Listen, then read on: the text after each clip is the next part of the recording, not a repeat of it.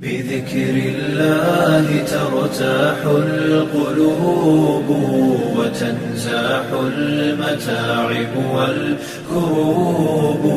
حضرت ابو ذر سے روایت ہے کہ اللہ کے رسول نے ارشاد فرمایا لوگوں کو قیامت میں 3 گروہوں کی شکل میں پیش کیا جائے گا.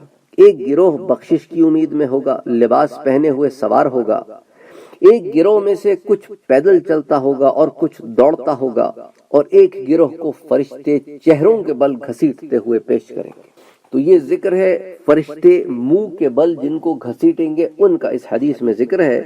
اس کو امام احمد نے روایت کیا ہے، امام نسائی نے روایت کیا ہے، امام طبرانی نے اس کو الصغیر میں، امام حاکم نے اس کو روایت کیا ہے، اور اس کو اور کتب حدیث میں اور دیگر اسناد کے ساتھ بھی روایت کیا گیا ہے. بذكر الله ترتاح القلوب وتنزاح المتاعب والكروب.